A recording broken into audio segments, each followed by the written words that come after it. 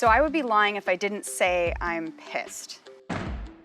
Last year, I read Dr. Greger's books, and they made me completely afraid of meat. Afraid for my help consuming meat, not for animal welfare. While I'm a total believer in the power of plants and believe that most of your diet should come from them, I am really upset that Dr. Greger lied to me. When I first started on my journey learning more about nutrition, because I lost a bunch of weight and I got really interested in it, I found Dr. Greger through Reddit. I was posting recipes saying they were whole food plant-based, and people started correcting me on Reddit. They were like, no, that's not whole food plant-based. And so I wanted to understand what people were considering whole food plant-based, and everyone was suggesting for me to go check out nutritionfacts.org. Well, I quickly decided that I wanted to read this book because I was so impressed by the amount of studies that he was quoting. So he must have been completely right? When I got certified as a nutrition coach with Precision Nutrition, I learned a lot more credible information. I also learned to better read and understand nutrition studies. Dr. Greger made very biased claims with cherry-picked research. Frankly, they were total misrepresentations of the studies he quoted around meat. Before I review his claims that meat makes you fat, I want you to keep in mind these 3 things that will help you understand why people make these claims and why people believe them. 1, values and nutrition are 2 different things where bias often blurs that line. I completely respect vegan values and have even considered adopting that lifestyle for the improvement of animal welfare. Their stereotype turns me off, but we'll visit that in another video. However, a bias and passion about ending all consumption of meat can often lead to confirmation bias. This can happen when reading studies, reading information across the net or your library, reading information on your social media newsfeed, or even your grandma telling you a story. Keep in mind, nothing in life is black or white. Often the truth is 50 shades of gray. Do you see what I did there? We humans are wired to notice patterns and put things into easily understandable categories, such as this food is good and this food is bad, or even all animals are treated badly and SeaWorld is evil. We have to fight this tendency to polarize information. If we were all good at this, there wouldn't be the constant quest for a best diet or racism even. Finally, just because one or even a few studies find significant data does not make it a fact. Many studies, especially in nutrition, have many conflicting variables that make it hard to narrow down a statistical correlation. For example, it's hard to make a presumption about data showing that meat makes you fat when there's other variables that are hard to exclude, such as someone's age, the amount of exercise they get, and other lifestyle factors. Also, sometimes researchers have their own bias, which can skew the way they represent data. With those things in mind, let's address some of the misrepresented claims that Dr. Greger made in his book, How Not to Diet. There were many claims and studies regarding meat and dairy in his book, but we're going to focus on the claim that meat makes you fat. There were so many other sections and studies that I could address, but let's save that for another video. There's so much bullock that I could seriously do an entire series on these claims. Let me know in the comments if you'd like more of this. If you happen to have this book and would like to follow along, these claims that I have researched are starting on page 201. Right here is the first claim that he makes, and here is the study that backs up his claim. The first bullshit statement that Dr. Greger makes is that all meats cause weight gain. However, the study concludes that meats other than those in the very lean meat category is associated with an increased risk of weight gain over time. Meats that are categorized under the very lean meats category are chicken and turkey, the skinless and white portions, that is, fish, egg whites, and game meats. It's pretty well supported that red meat and processed meat are not good for your health. Some processed meats are hot dogs, deli meat, pepperoni, Spam, and many more.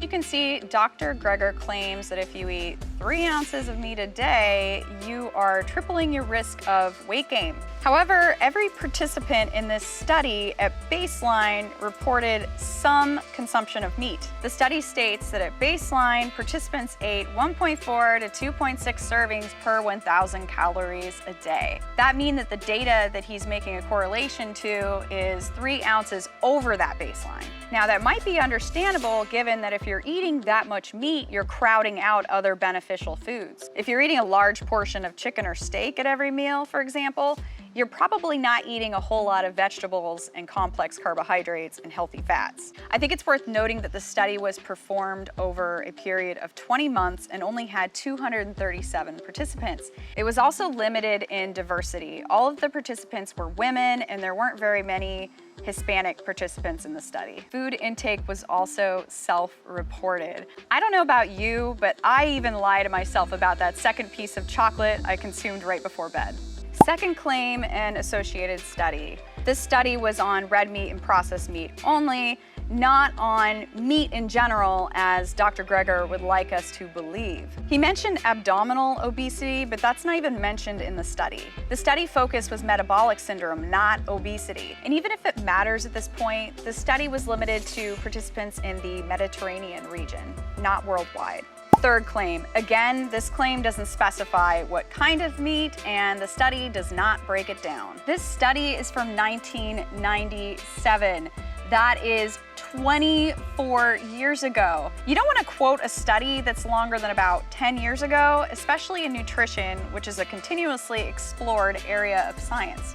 Again, this study has little diversity, with all participants being women. Also, I'm left wondering, what if you eat lots of vegetables with a little bit of lean meat? The study did not combine these two to measure the outcomes of a balanced diet. Meat and veggies were analyzed independently. Fourth claim. This is the same 1997 study as the last one, but with men included this time. The study also has some of the same authors. Again, this study is underrepresented by racial minorities, other ethnicities, low-income populations, and people of low educational status. Again, he's mentioning meat as a whole without breaking down types, and the study doesn't either. I'm starting to feel like a broken record here.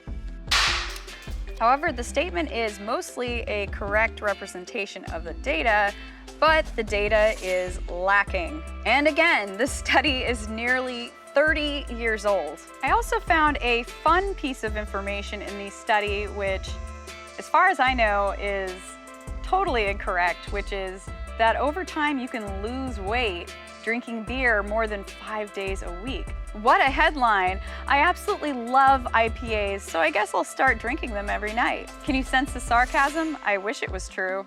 Fifth claim. The study states that its correlation to meat consumption and obesity are likely due to its higher fat and energy contents. The data shows that those who had higher meat intake in the study also had higher calorie intake, which totally negates Dr. Greger's claim that you'll gain more weight eating meat while still eating the same amount of calories as other diets.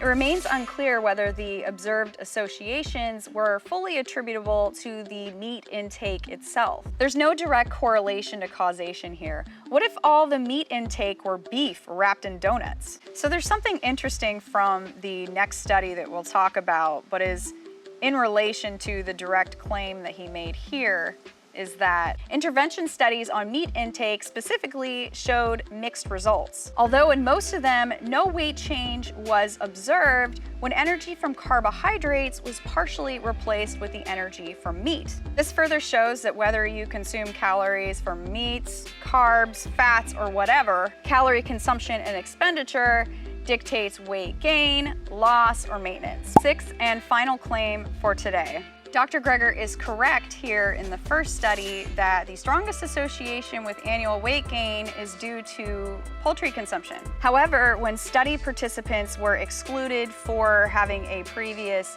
illness, or likely misreporting their energy intake at baseline, the strongest association was observed for processed meat. This suggests that this result may be due to the participants' previous illnesses or weight loss attempts, as well as those who misrepresented their dietary intakes. The second study says overall, more research is needed to verify the facts regarding meat consumption and weight management. So these all seem like pretty weak arguments to me.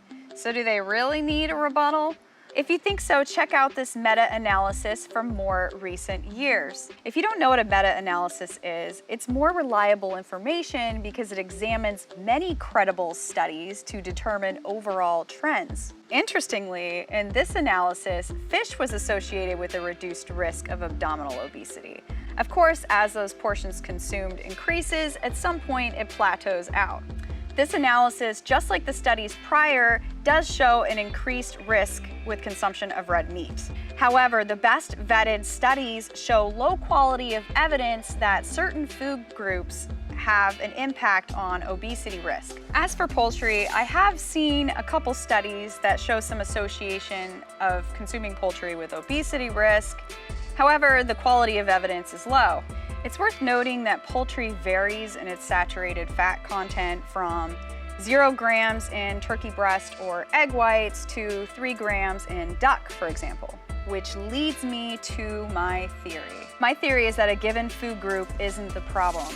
It's an overconsumption of calories that leads to weight gain. Meats that are high in fat, such as red meat, when consumed, 1, trigger reward in our brain, thus making us want to consume more of it, and 2, are very dense in calories from fat, which can easily lead to a surplus of calorie consumption. It's also clear that too much saturated fat intake is not healthy for you, but I'm not entirely sure how that correlates to weight maintenance. Processed meats tend to have an unhealthy amount of fat and salt, and sometimes even sugar. They also have chemical properties that can be cancer-causing called carcinogens. However, many studies don't differentiate between red and white meat when it comes to processed meat, such as deli turkey or deli roast beef, so there are more questions left unanswered. Now I'm left thinking, can't we just focus on eating more plants? While meat has its own set of unique nutrients, plants have an abundance of nutrients and fiber that help us thrive. Therefore, eating lots of plants is paramount. However, obtaining those nutrients from plants doesn't necessarily mean that you have to eliminate meat altogether. However, with the typical American diet, we could stand to have less meat and a lot more plants. So while Dr. Greger's claims are a little far-fetched, he's got one thing right. We should all be eating more plants. So let's try to incorporate more plant foods. You can do this by trying some meatless meals. You can sub the meat in a recipe with beans or tofu. Having a salad loaded with veggies every day. Having fun with trying new plant foods. And or making sure to try to have 1 to 2 fruits or vegetables at each meal. I hope you can now see a little clearer what we know with the current research to be true. There is no direct correlation that meat makes you fat. However, not eating enough plant foods and eating a lot of junk will. Healthy eating isn't rocket science.